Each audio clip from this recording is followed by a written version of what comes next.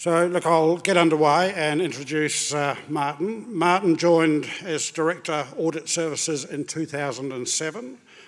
Before that, he worked for the Audit Commission in the United Kingdom.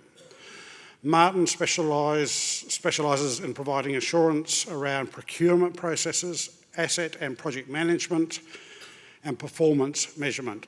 He also leads the Specialist Audit and Assurance Services team's advice and support to our annual audits. Some of his most notable work includes contributing to local authorities, large and small, on asset management in support of their long-term plans. Many of his insights are shared in publication asset management for public entities, learning from local government, which is highly valued by local authorities as a good practice guide. Martin also provided probity assurance to Sarah over the anchor projects that form the backbone of the Canterbury rebuild. He also provided probity assurance to Ministry of Education, private-public partnership projects, and managing performance management and assurance for a £3 billion community project run by the Office of the Deputy Prime Minister in the United Kingdom. Martin has a Bachelor of Science in Surveying Science and a Master in Business Administration with distinction. He is a member of the Chartered Institute of Procurement and Supply and of the Royal Institute of Chartered Surveyors. He is Prince 2 Project Management Certified at Foundation and Practitioner level. So welcome, Martin. We look forward to your presentation.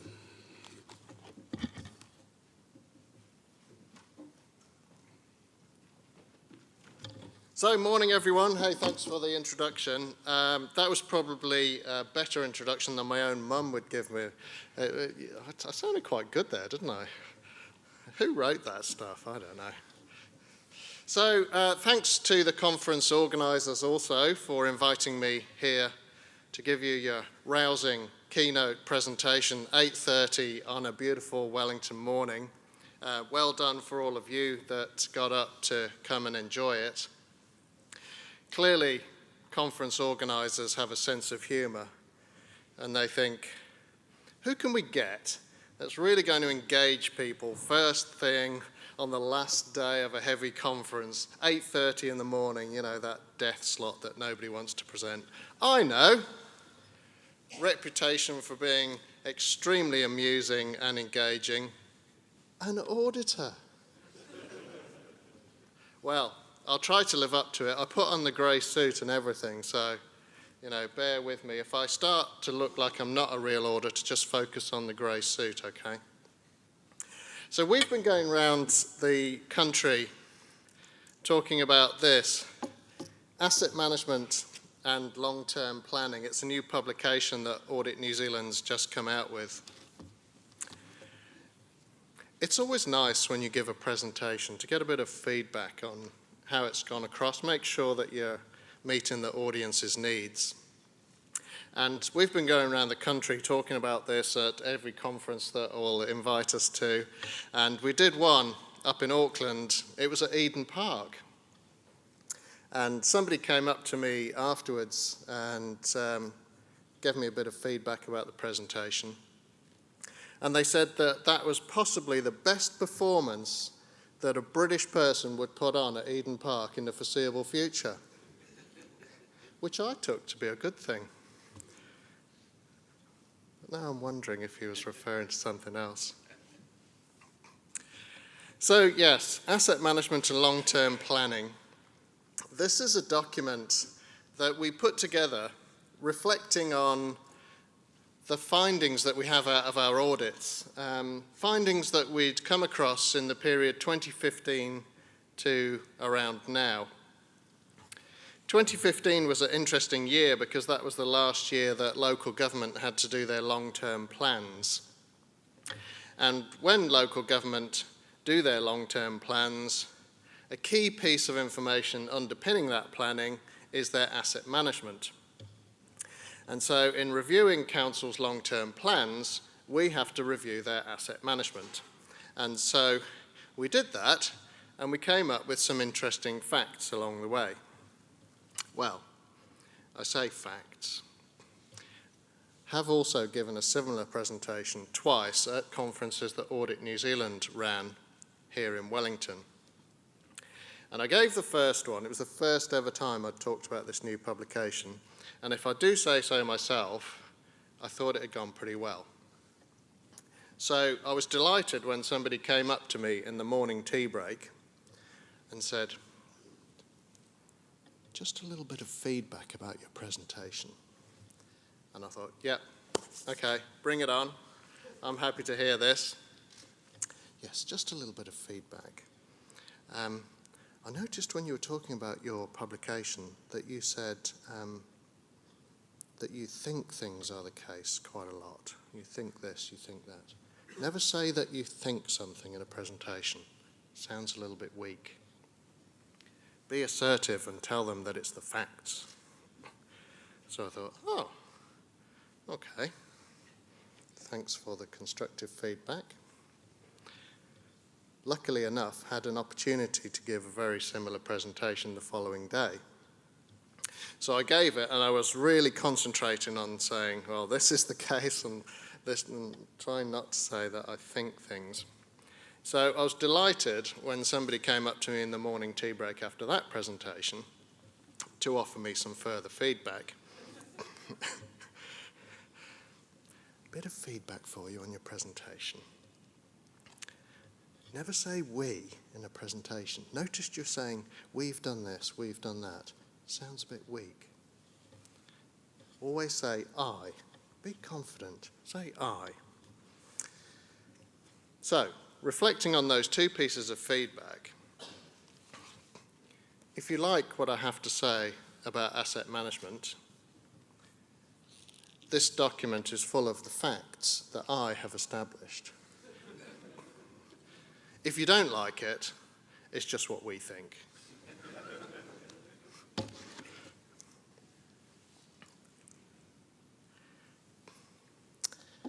It's quite time. I'll just check this. It's quite timely. The Office of the Auditor General this week put out their own report about asset management. Theirs is called Managing the Assets that Distribute Electricity. I reckon they knew that you were all squirreled away in here, so they could sneak that one out and there'd be nobody available to talk about it. It's actually quite a good report. That's damning with faint praise, isn't it? It's a very good report. They've done a review of managing assets in the electricity sector, and they've done it based on two pieces of information. Firstly, they've compiled a database of the publicly available financial information of all the electricity distribution businesses. And what they've shown from that is that, in general, as a whole, the sector is generating commercial return, enabling dividends to their owners, and that businesses also maintain low levels of debt. So initially, a picture of strength, if you like. They also considered the asset management practices of three example businesses. They looked at Alpine Energy, Unison, and Y-Power Networks. And they chose those because they covered three different sizes, different ownership structures, and different locations around the country. What they reflected on in that document was that the sector faces a challenging future. And they said that it's important to recruit the right staff or have the right resources in place to manage assets effectively and improve asset management techniques. They talked about maintaining resilient networks that can withstand extreme events, and they talked about responding to emerging technologies. So they found that there were some effective, well-described asset management practices documented in asset management plans.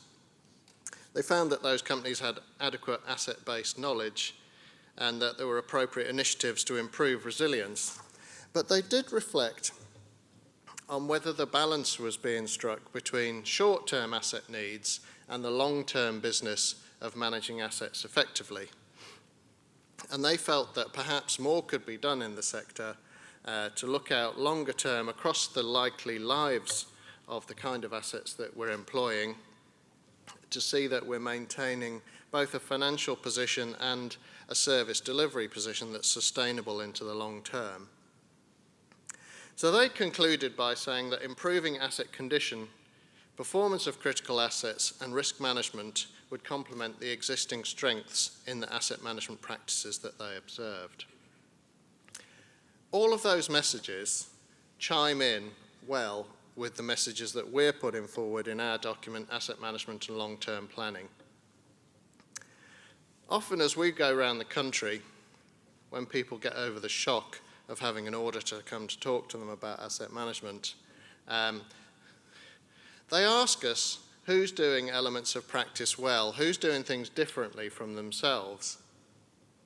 And so we thought that if we could compile all of those interesting examples that we'd seen into a document like this, it was a better way of answering those kind of questions than individuals answering them based on their own individual knowledge of what they'd seen personally. So the document's intended to be a resource, drawing together some of those interesting examples. And it's really intended to have two audiences. The main audience is people like yourselves, what I might call the asset management team. But we've defined the team quite widely to be not just the technical specialists, but also those strategic planners and financial planners that you'll have in your organisations. But as a second audience as well, and that's those in senior management roles and governance roles that perhaps may not be involved day to day in the business of managing assets, but nevertheless have an important role to play and a strong influence over what gets done. There's a specific section in this document for governors, and we've structured it against what we're calling the top 10 questions that every senior manager and member of a governing body needs to know the answers to. And the reason that we've termed it the top 10 questions is that we want it to be quite engaging, and we want these questions to be conversation starters. So if governors or senior managers read those questions and they don't know the answers to them, we're suggesting that they go and talk to their asset managers, their technical specialists, to engage in what those answers might be. But equally, if you're not getting that level of engagement from your boards or senior management teams, the questions can be a way into starting some of those conversations as well. So we feel that joining up planning between the operational and strategic would be a good development for asset management practices.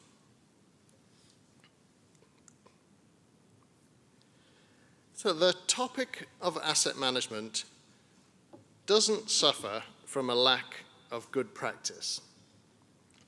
There's lots of clearly established good practice, hints, tips, guidance and standards.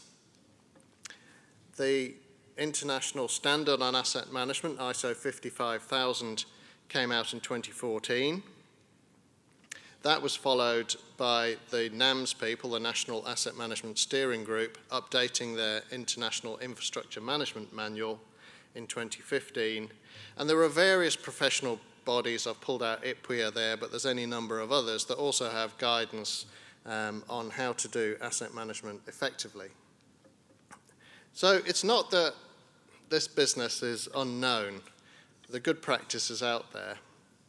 What we do as auditors is reflect on that good practice as we review the asset management that we observe in some of the organisations that we work with.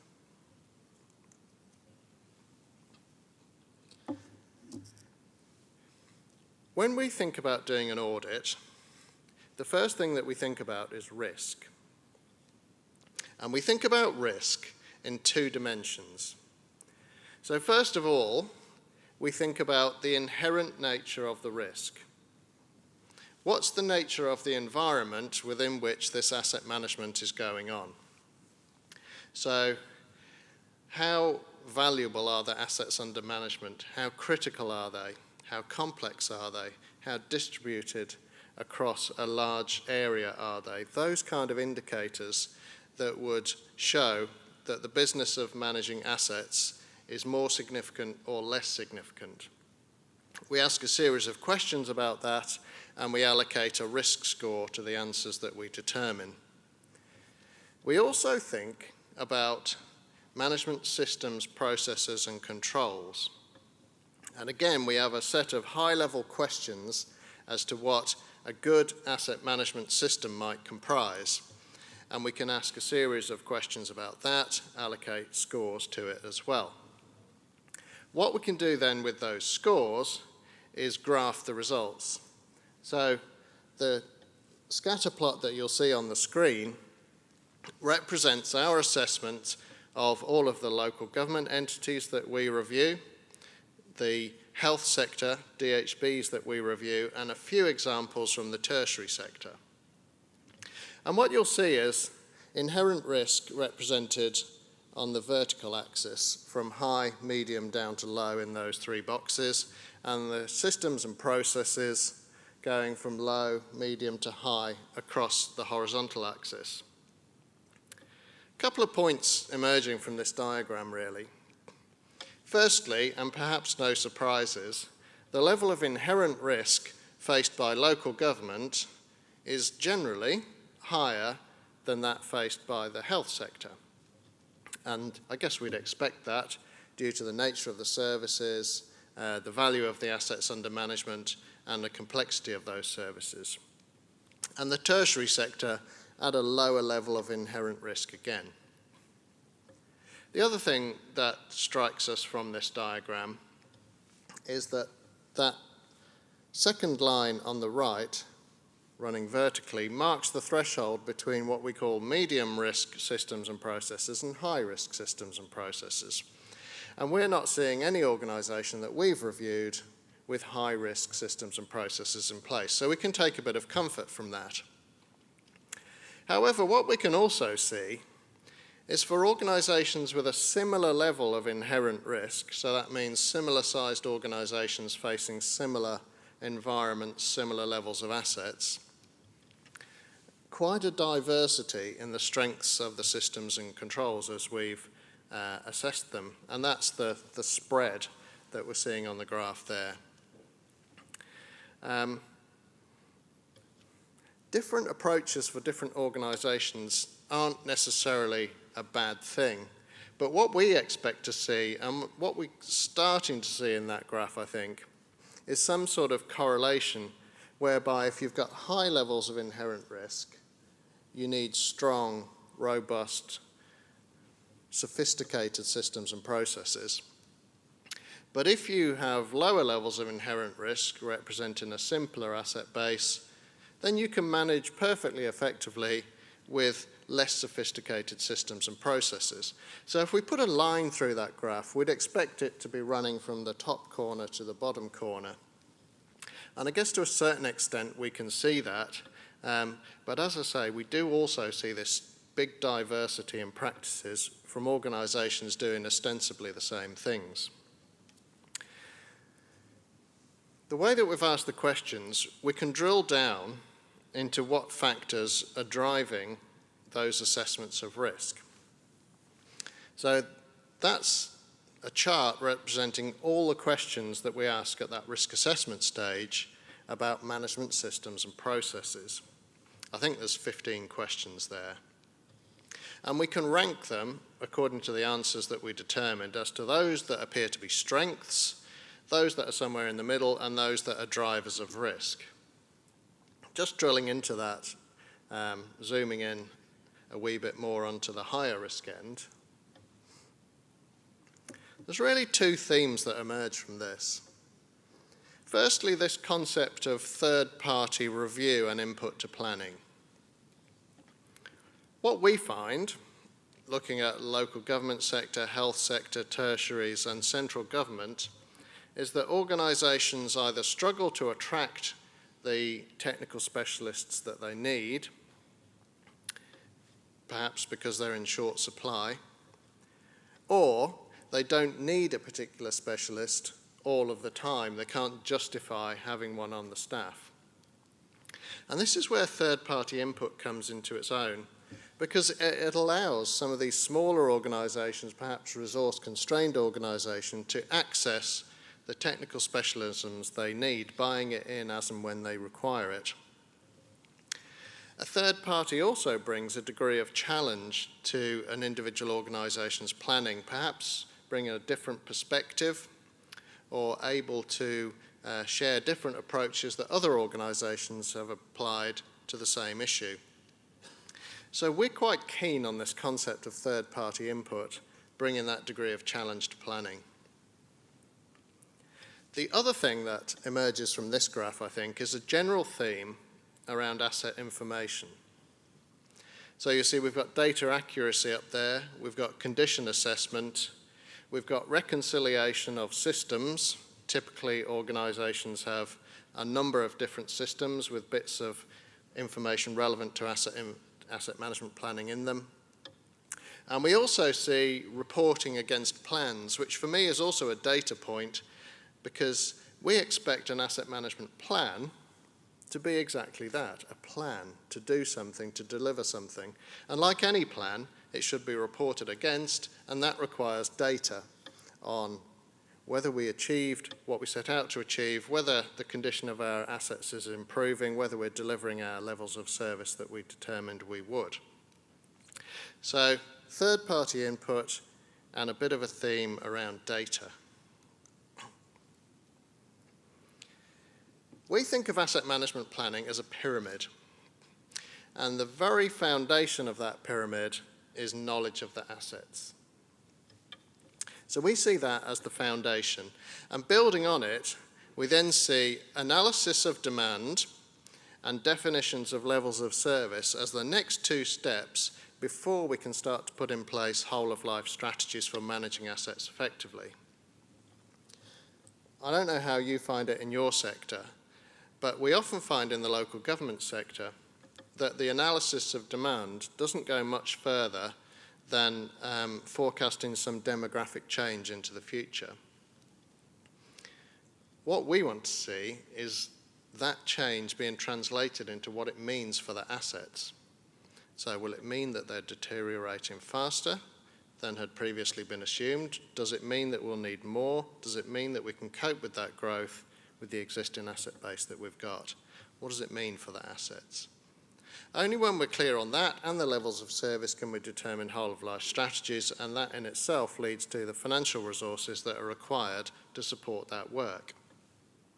Now we know in the real world that there's a budgeting process that goes on, and often organisations start with a budget envelope they need to work within. However, we think that there needs at least to be some sort of informed debate based on asset data that flows into that discussion. We also think that there's three enablers of good asset management practices. So firstly, a policy that sets out how we're going to plan, when we're going to plan, who's going to be involved, what gets documented and what gets approved by whom. Secondly, a well-developed approach to managing risk, because I think to a great extent managing assets is about managing risks. And finally, this concept of continuous improvement, both improvement in the way in which we can manage assets, but also recognising that there's improving technology all the time, and that itself can drive change in the way that we manage our asset base. Now, clearly, as auditors, when we come to review asset management planning, there's nothing that we like better than a densely typed spreadsheet. Ideally, because we work on these little laptops, one that spreads off the screen about 2 or 3 times wide. And ideally, it would go about 1,000 lines deep as well. And even better if it's on multiple tabs. Obviously, we like that, but we were surprised that we liked this. I have a line about this chart, and I didn't use it last week. The line is, the last round of long-term planning unleashed the creativity of many local authorities. In this case, the Hamilton City Council, because somebody suggested to me that creativity and the Hamilton City Council were not things that you often heard in the same sentence. But in this case, I think it genuinely did. This is how they expressed their future pipeline of capital projects as an infographic.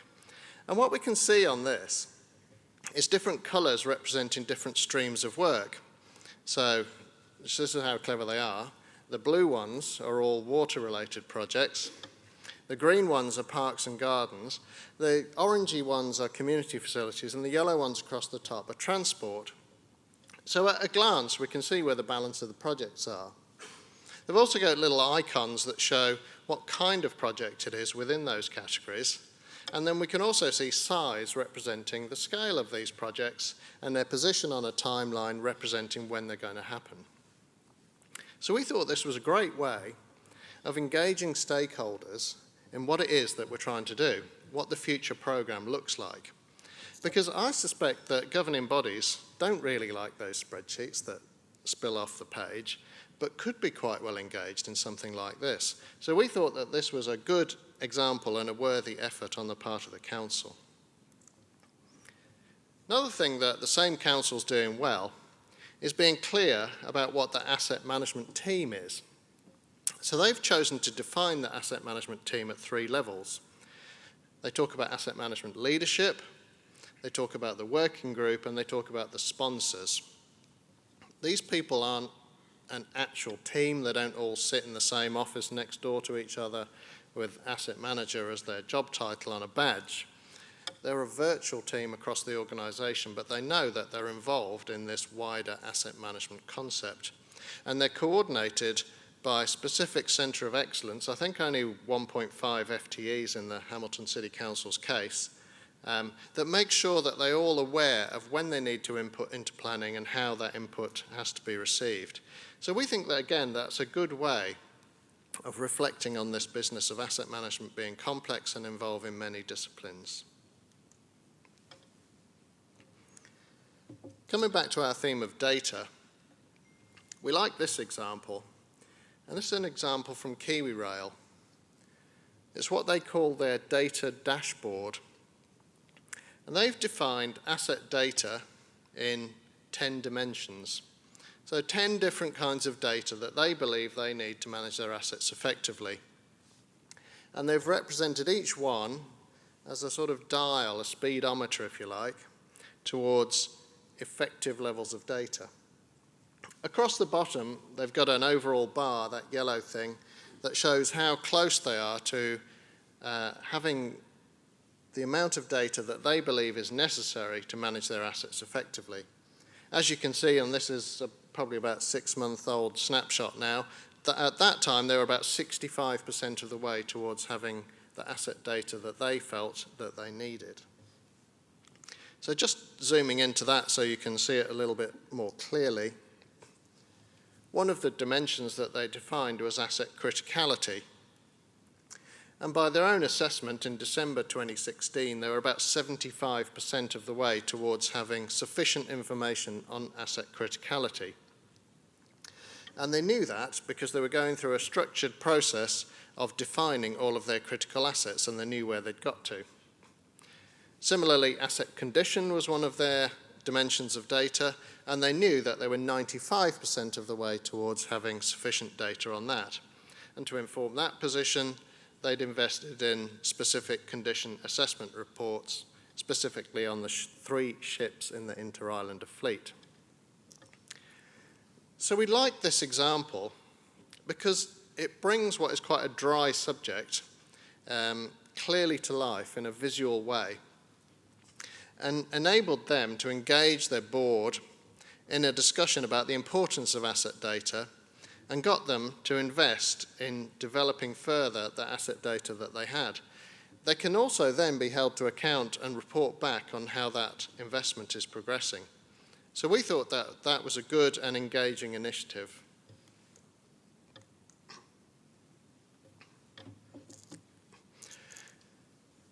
So I said that I'd given this presentation all around the country.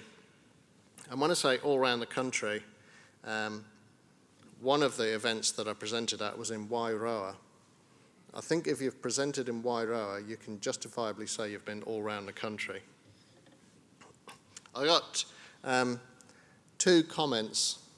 I love my feedback. 2 comments on the Wairoa session. Number 1 was, and I took this as a compliment, what I've learnt today is you're actually quite a personable guy for an auditor. Which, you know, take what you can. The other point that the same person made was, just wasn't quite clear why you had a picture of your dad up there. So to be clear, this is not my father. This is the eminent economist John Maynard Keynes, and the reason he's up there is that the communications advisor at work said that I couldn't show that slide.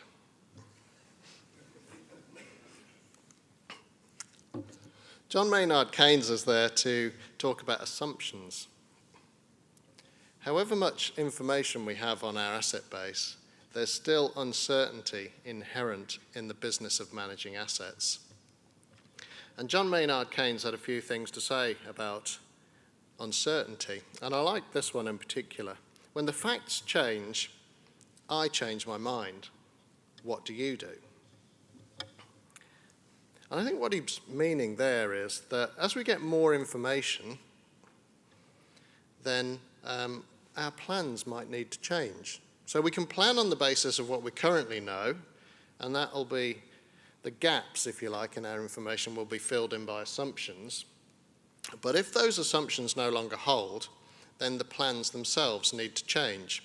So it's important to make these assumptions to cover uncertainty, but as better information emerges, don't be afraid to change plans.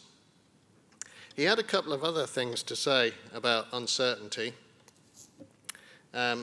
He said there's nothing wrong with being wrong so long as you're quickly found out. He also said there's nothing that a government likes less than being well informed. It makes the business of decision making so much more difficult.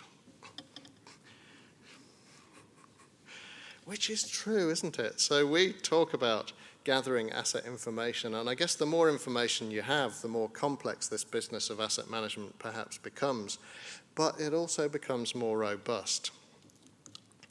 This slide was going to be up there because it was an example of the Greater Wellington Regional Council putting together a document that pulled together all of those assumptions it made in underpinning its planning.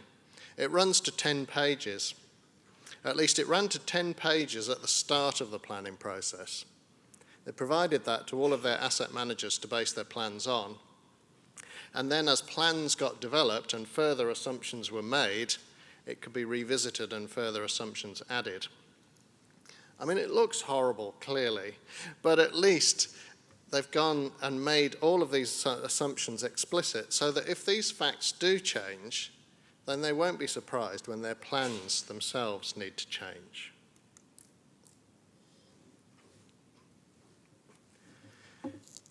If you do turn to this publication, you can request a hard copy from the Audit New Zealand website, or you can download it as a PDF.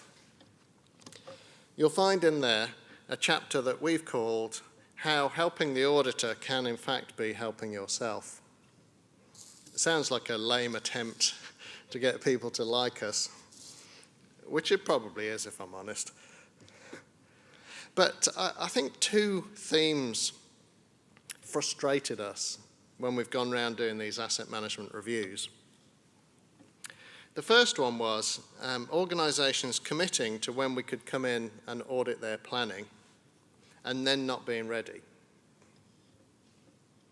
Like, when you've driven halfway to nowhere in rural New Zealand and they're not ready, that's a little bit frustrating. But who cares about whether I'm frustrated or indeed all the rest of the auditors? In fact, it could be quite amusing. But I think for your own purposes, taking a planned approach, treating it like a project when you have to update your planning is a good approach and one that can ensure that plans are in place at the time that you need them. The second issue that we found was people being unclear about their own priorities. So that when we came to challenge them on that and inquire about why these things were priorities, the organisation hadn't really put enough thought into what it meant by those priorities. And a wonderful example was one local authority that told me that affordability was a strategic issue. Well, who am I to say that affordability is not a strategic issue? It sounds like it is. We hear it all the time. But what this particular organisation had not done was make explicit what the threshold of affordability is. So how much can we spend and call it affordable, and at what level does it become unaffordable? And if there is a limit on affordability, what does that mean for the work that we were going to plan to do on the assets, but are now no longer going to do because of this affordability threshold? And if there's work that we were going to do that we're now no longer going to do, what does that mean for the future sustainability of the asset base, or the support of the levels of service that we've said that we want to deliver through these assets? Maybe none of that is affected by this affordability issue, or maybe there is a significant effect. The point is, if you're going to say something is a strategic priority and you want to use that as the basis for asset management planning, it's best to be clear on how that issue impacts the plans. Not just so that you can answer my nitpicky questions about that, but so that the planning itself can be clearly and well informed. So just to wrap up, I said that we have this concept of the top 10 questions for governors and senior managers. I think I'm all right for a couple of minutes though. Yeah. So I've done this before, I've got it off pat the minute. If I do it right, I run out of time for questions. So I'll just briefly run through these top 10 questions. Question 1, have you got a strategy for the long-term sustainability of your assets? Long-term sustainability. And I think that chimes well into what the Office of the Auditor General are saying in their publication about asset management in the electricity sector. Secondly, have you set an asset management policy? Do you have good quality, up-to-date plans for achieving that strategy? Does your organisation have the appropriate asset management skills and experience? And if you can't afford those in-house, how are you taking advantage of what external resources you might be able to source? Do you know the reliability of your own asset information? Have you got a structured approach to assessing condition and performance of your assets? Have you defined a clear and comprehensive set of service levels to be delivered or supported by the assets? How well do you forecast future demand for the services that are delivered by or supported by your assets? Do you report and get reports on achievement of your asset management plans? And finally, is there a backlog of repairs, maintenance and asset renewals? And if so, what are you doing about it? So that's it from me. Asset management and long-term planning, a document, an easy read, freely available from the Audit New Zealand website. Don't ever say that auditors don't give you anything for free. I'd encourage you to go and download a copy, and if you do nothing more than challenge your governing bodies with those questions, my work is done. Thanks.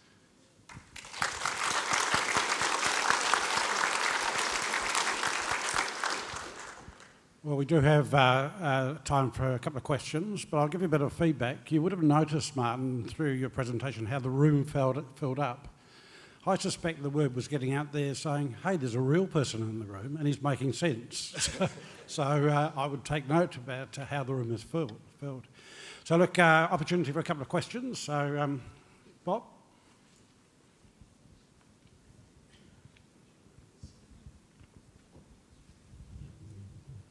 I liked your Hamilton graph, it looked cool. The bit that I couldn't quite see though is how do you do the trade-off in prioritising in terms of service levels and spend? Because that to me is the holy grail ultimately of asset management. How do you decide where to spend what to get the best bang for your buck? Yeah, that is a good question. Does anyone want to answer that?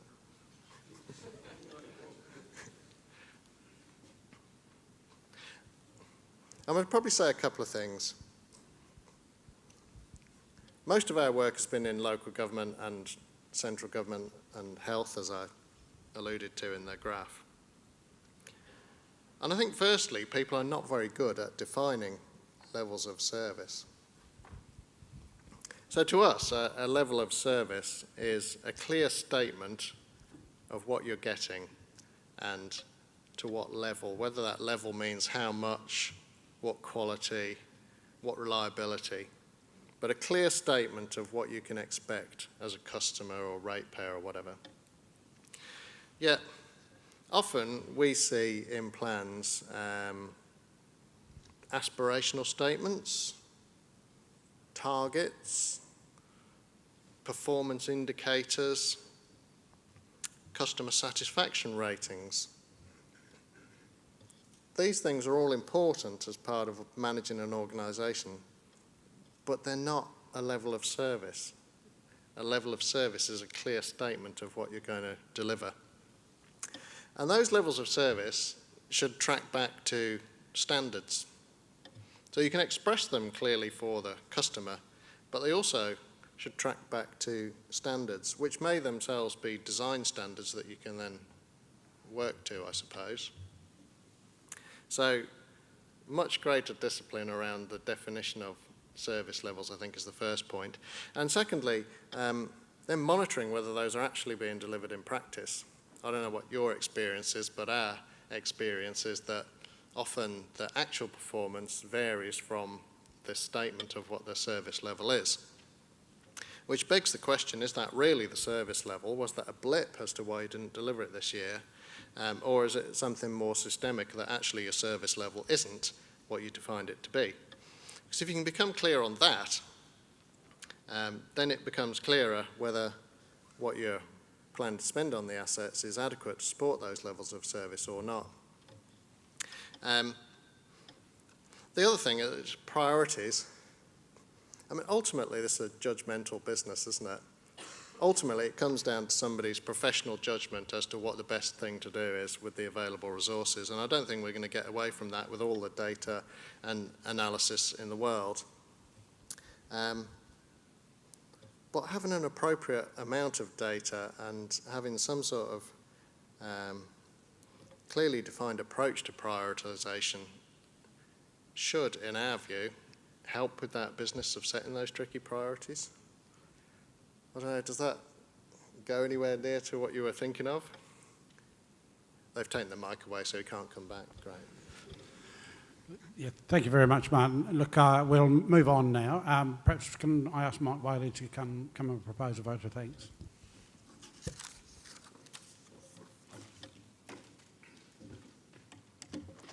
Martin, thanks very much for sharing Audit New Zealand's insights into how asset-owning organisations go about fulfilling their roles and ways of informing stakeholders and those in governance. And I particularly liked those 10 questions which tried to improve the kind of communication between those in governance and senior management and those doing asset management. It was a great presentation, Martin, and I really mean that. Look, please join me in thanking Martin for his presentation.